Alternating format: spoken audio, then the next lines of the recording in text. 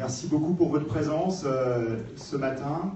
Comme vous le savez, c'est une réunion officielle de signature pour un investissement de la Banque européenne d'investissement et du Fonds européen d'investissement, un investissement de 18,5 millions d'euros sur la plateforme de prêt au Payable NDIX. Voilà, je pense que j'ai dit tout ce qu'il fallait dire. Normalement, vous êtes totalement au courant de la raison pour laquelle vous êtes là. Forcément, j'ai des remerciements à faire. Je vais essayer de les faire dans un ordre logique, en fait, remercier tous ceux qui font que ce moment arrive. Et donc, je me dois de commencer par le législateur, parce que peut-être que vous ne le savez pas tous, mais si on peut être là aujourd'hui à signer cet investissement, c'est parce qu'il y a une brèche qui a été ouverte dans le monopole bancaire. On peut enfin prêter de l'argent sans être une banque, et c'est précisément le métier des plateformes de prêt, le métier de l'NDIX.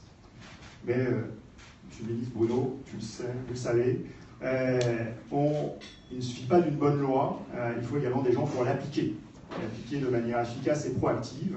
Et pour ça, il faut de bons régulateurs. Alors, je vais passer un peu pour un faillot en disant ça, surtout que l'AMF et la CPR sont dans la salle, mais néanmoins je le pense, donc je l'assume, je le dis. Il faut une bonne loi, des bons régulateurs, et puis ensuite il faut la plateforme en tant que telle. La plateforme, c'est quoi? C'est la rencontre de prêteurs et d'emprunteurs. Alors les prêteurs chez nous, ils sont fondamentaux. Les prêteurs, c'est notre carburant. C'est eux qui nous permettent de financer les TPE et les PME. On a deux grandes catégories de prêteurs sur l'indice. On a d'abord les prêteurs institutionnels.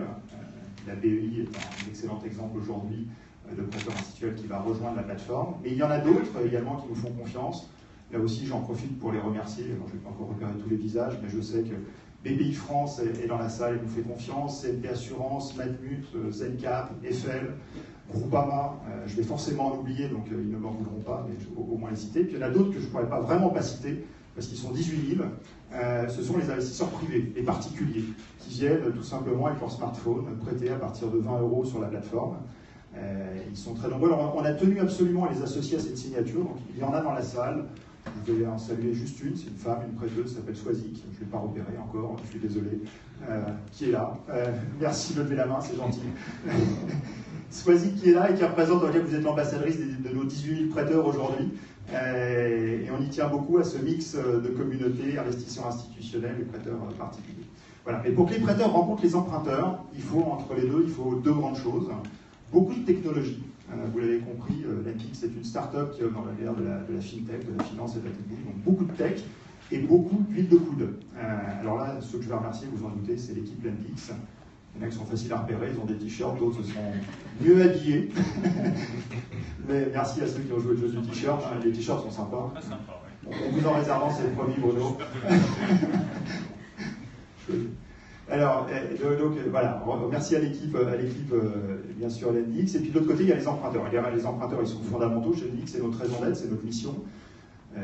Lors de la création de l'NDIX, notre idée était assez simple, était de dire il faut mieux financer les entreprises. Il y a encore des trous dans la raquette.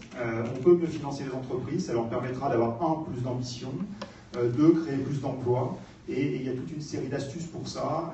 Et cette brèche ouverte dans le monopole bancaire, c'est extrêmement efficace. Je ne vais pas en dire plus, en fait, je laisserai deux de nos emprunteurs témoigner, BioBurger, là aussi avec un joli t-shirt, vous le repérez facilement, et Opening, qui viendront témoigner juste à la fin de mon mot. Voilà, j'en ai presque fini pour les remerciements. Je dois remercier bien évidemment nos deux hôtes de marque du jour, vous, Monsieur Ambroise Fayol, merci beaucoup pour votre présence. On sait combien elle est symbolique. Clairement, chez l'NDIX, on a conscience d'être des Lilliputiens, bien évidemment, et aujourd'hui, vous nous portez à bout de bras au-dessus de la foule, donc merci beaucoup. Et puis vous, Bruno, merci énormément pour votre présence, très sincèrement. Ça nous fait énormément plaisir. Je sais qu'on a à minima deux grandes causes en commun. La cause du financement des TPE et des PME et l'Europe. Et c'est précisément ce que l'on veut faire chez l'NDIX, financer des TPE en Europe.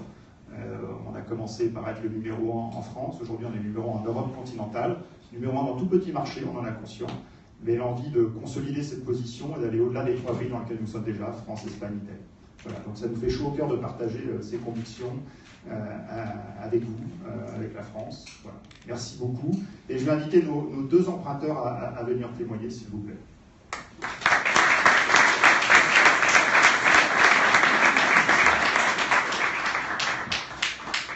Alors on va commencer par l'entreprise du quartier, ils sont rue de la Victoire. Comme ça, vous avez compris quelle est notre méthode de démarchage. C'est ici aussi mes meilleurs clients, l'Indix. Donc bonjour à tous, moi je suis Louis Frac, donc cofondateur et dirigeant de BioBurger. BioBurger, c'est les premiers fast-food certifiés 100% bio. On a ouvert notre premier restaurant avec mon associé en 2011, à la sortie de nos études, en ayant la volonté en fait de rassembler deux mondes a priori opposés, donc la bio et les burgers. L'esprit en fait de l'enseigne, c'est de rendre la bio plus accessible, donc avec un produit, le hamburger, qui la rend plus populaire, plus gourmande et plus sexy que ce qu'on trouve habituellement en bio. Il y a des non-consommateurs de bio qui viennent chez nous, qui changent en fait leur perception de la bio après nous avoir découvert. La deuxième chose, c'est le prix. Il était hors de question pour nous de proposer des prix plus élevés sous prétexte du 100% bio. On a une formule burger plus frites plus boisson à 11,70 €. C'est 30% moins cher que la concurrence, qui est non bio. Ah, mais c'est rigolo, mais c'est très, très important par rapport à ce côté accessible en fait. Donc en fait, vous l'aurez compris, nous on prône une économie, l'économie en fait efficace. Pour nous, pardon, l'économie qui a du sens, excusez-moi. L'économie qui a du sens pour nous, c'est la croissance verte et on vous promet que ça marche. Le burger, ça marche, on est rentable et on se développe. Aujourd'hui, on a 3 restaurants, on a 45 salariés, on fait 2,6 millions d'euros de chiffre d'affaires annuel, ce qui équivaut à peu près à 230 000 burgers vendus par an.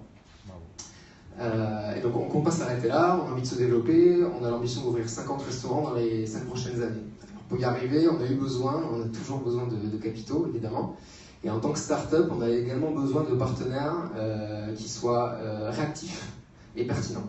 L'Indix, l'année dernière, en plein mois d'août, nous a donné un accord de prêt en l'espace d'une semaine. Après, on a fait la mise en ligne et on a levé 170 000 € en 2h30 de temps. Derrière, en tant qu'entreprise qui prône une croissance verte, on a besoin en fait de partenaires qui ont aussi du sens. Pour nous, on trouve que l'Indix, c'est un peu le circuit court du financement.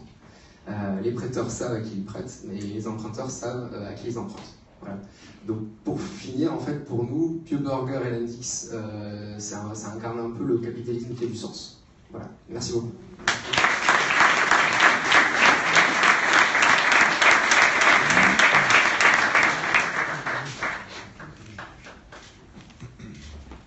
Bonjour, toute autre société. Je m'appelle Alexandre Bazdereff et j'ai créé ma société il y a 28 ans pour répondre aux besoins en financement du monde associatif. Opening a rencontré depuis quelques années une évolution très forte dans le domaine technologique de notre secteur. Et l'année dernière, nous avions une opportunité de croissance externe, stratégique, et nous avons pu en 2 semaines finaliser cette acquisition grâce à un prêt d'1,1 million d'euros qu'on a pu discuter et obtenir en 2 semaines. Et ce qui nous a permis donc de pouvoir réussir cette opération et répondre aux attentes digitales et data de nos clients. Opening, qui est notre nouvelle marque, est le premier groupe en France des services et des solutions dans le développement de la philanthropie et du mécénat. Et Opening, c'est aujourd'hui 100 collaborateurs, c'est 20 millions de chiffre d'affaires pour Format. Opening est inscrit sur le marché Euronext Access. Opening, c'est 4 milliards d'euros qui ont été collectés depuis 28 ans d'existence pour des clients associatifs ou fondations comme la Fondation de France, la Fondation Auteuil, la SNSM, la Sorbonne, Mémorial de Shoah, la Fondation BNP Paribas, pour toutes grandes organisations qui font appel à du don et à du mécénat. C'est grâce à cette réactivité et cette capacité d'ouverture que l'Indix nous a apporté, que nous avons pu réussir ce tournant stratégique pour nous et désormais nous tourner vers une ambition qui est beaucoup plus européenne. Juste pour conclure, et permettez-moi avec un tout petit peu d'humour et de modestie, Monsieur le Ministre, Monsieur le Président, je pense qu'en 2016, l'Indix a anticipé d'une certaine manière en permettant à Opening de répondre aux vœux de notre nouveau président de la République, Make the Planet Great Again.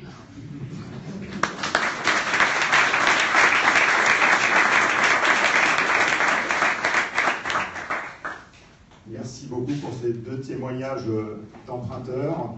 Et Monsieur Fayolle, vous cédez la parole. Patrick, merci beaucoup. Merci beaucoup.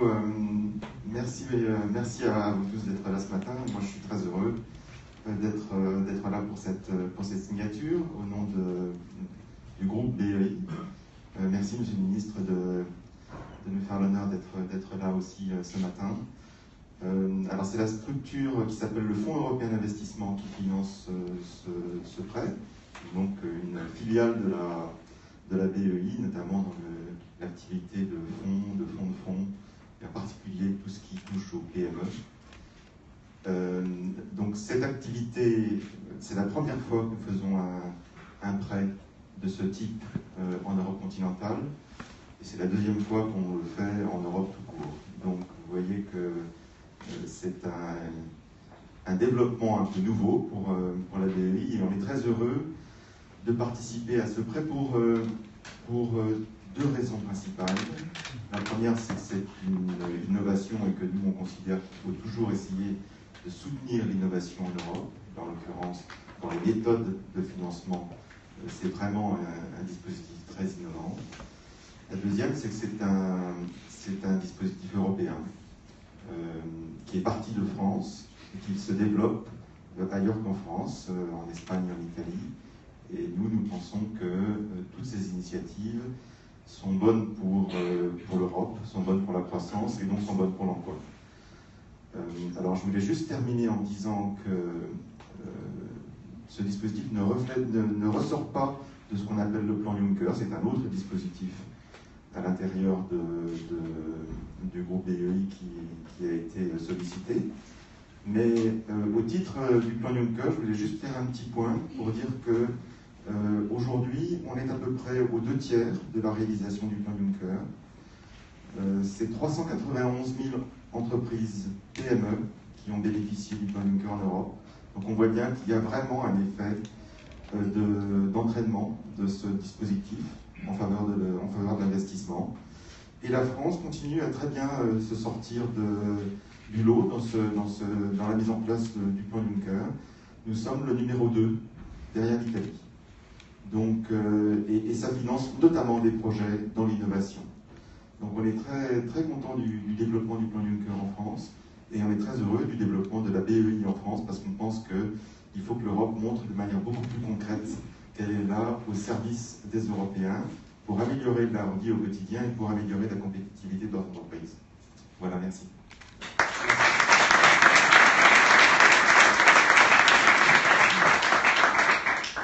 Monsieur le ministre. Bien, Monsieur le ministre est très content d'être parmi vous ce matin, cher Olivier, cher Ambroise. Très content pour plein de raisons. La première, c'est pouvoir saluer les deux entreprises qui sont présentes parmi nous et qui vont avoir accès au fonds après la signature électronique que nous allons faire tout à l'heure, qui, je pense, représente parfaitement cet esprit d'entreprise français. Un esprit qui reste proche des gens avec le secteur associatif. Je crois que c'est un des marqueurs aussi de la société française, de saluer l'engagement associatif et d'avoir des entreprises de toute taille qui travaillent dans ce secteur-là. Et puis un deuxième secteur qui, pour moi, est un secteur de développement dans les années qui viennent exceptionnel, qui est celui de la croissance durable dans tous les secteurs. Alors vous, c'est le secteur de l'alimentation, c'est très bien, j'aurai grand plaisir à venir goûter vos burgers bio, je l'espère, dans les semaines qui viennent, mais c'est un secteur qui se porte très bien, et oui, le développement durable, la protection de la planète, le bio, ce sont des secteurs d'excellence dans lesquels il y a des vecteurs de croissance et donc d'emploi pour notre pays. Je voudrais saluer d'ailleurs tous les entrepreneurs qui sont présents ici. J'imagine qu'il y en a d'autres dans la salle. Il y en a un que je connais bien. Je veux saluer parce que c'est un ami qui travaille dans un secteur qui est essentiel pour le pays, qui est le tourisme. C'est Jean-Philippe Cartier, qui est présent ici. On me reproche beaucoup de ne pas beaucoup parler de tourisme. Le tourisme, c'est un secteur économique majeur pour notre pays.